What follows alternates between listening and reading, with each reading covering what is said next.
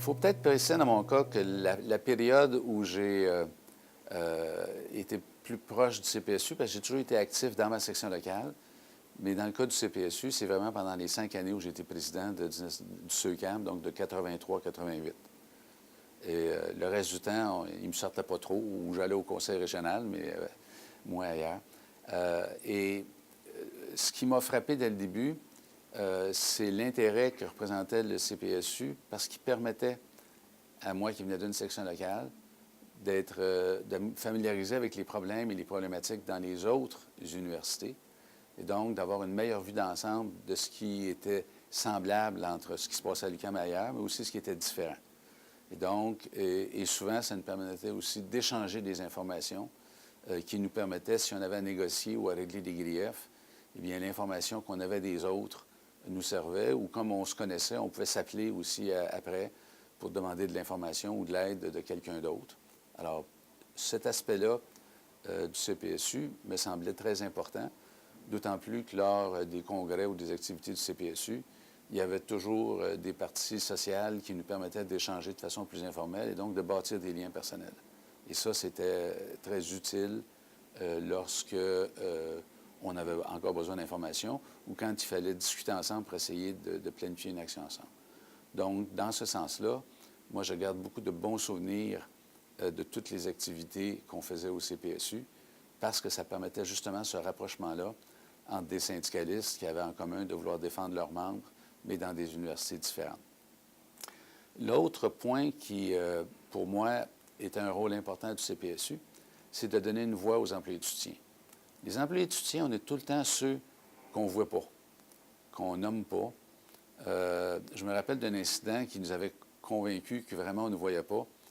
Quand le pape est venu dire une messe sur le campus de l'Université Laval, il a remercié les professeurs de l'Université Laval pour l'hôtel sur lequel il était. Il a remercié la direction de l'université. Il a remercié les étudiants.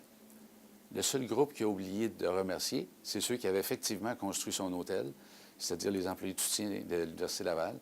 Et ça venait de quelqu'un dont son Dieu est le fils d'un charpentier en plus. Et donc, on avait dit, même le pape ne voit pas. Et ça nous a donné une voix parce qu'autrement, c'était les syndicats de professeurs d'université qui intervenaient, les étudiants qui intervenaient. Et comme on était souvent les oubliés même de la direction des universités dans les choix faits, eh bien, il était important qu'on puisse se donner une voix pour intervenir, nous aussi, dans ce dossier-là. Pas seulement pour défendre nos membres, mais aussi pour défendre une certaine qualité de l'éducation, parce que des fois, les professeurs étaient plus préoccupés du nombre de professeurs par rapport aux chargés de cours que de la qualité de l'éducation ou des services auxquels les étudiants ont droit. Par ailleurs, un des éléments qui est peut-être moins connu de l'histoire du CPSU, c'est que nous avons déjà eu des tables sectorielles. Il y en a eu 2, à ma connaissance. La première était celle qui avait été faite autour de 1979-1980 et qui était une négociation qui s'était très bien déroulée. Bon climat au niveau des concertations, de la table de négociation. La contre-offensive des employeurs n'avait pas encore vraiment commencé. Et donc, on avait marqué des gains. Donc, ça avait été un très bon résultat. La situation s'est compliquée à la négociation suivante parce que là, le contexte dans les universités était passablement différent.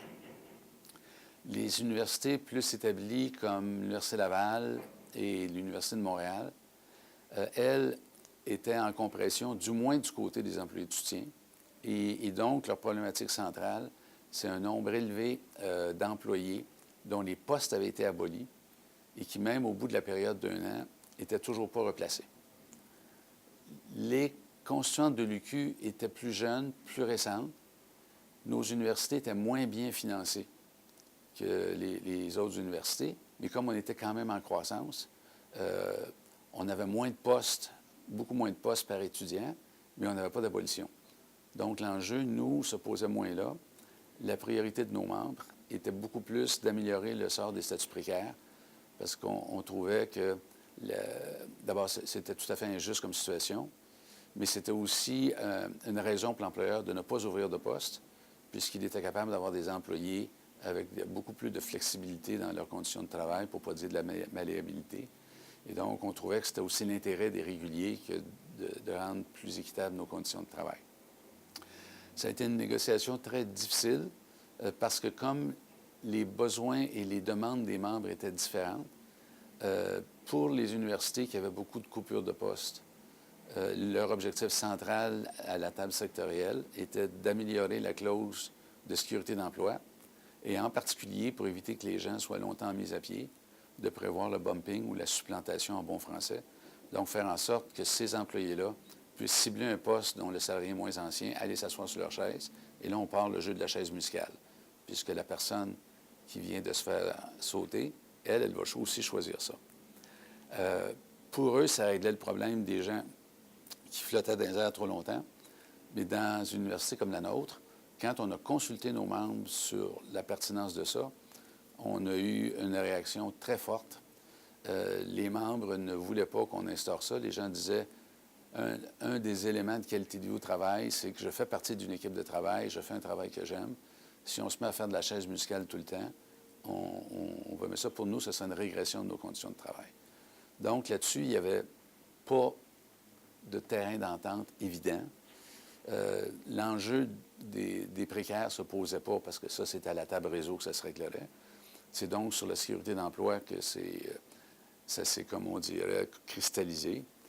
Et compte tenu que nos terrains ne se rejoignaient pas, mais qu'il y avait insistance des gens qui étaient aux prises avec la sécurité d'emploi pour qu'on se rallie à leur position, finalement, il n'y a pas eu de terrain d'entente. Et donc, la table, au fond, s'est brisée avant même de se mettre en place. Et c'est à partir de ce moment-là qu'on s'est retrouvé avec une situation où il y avait une table réseau, une table campus à l'Université de Montréal et une table à l'Université Laval. Ceci dit, l'intérêt de tous les groupes à continuer à au moins dialoguer au niveau du CPSU sur l'ensemble de nos conditions de travail par ailleurs est toujours demeuré. Donc, en ce sens-là, pour moi, le CPSU a été un appui important à la réflexion et à la vie syndicale dans notre section locale.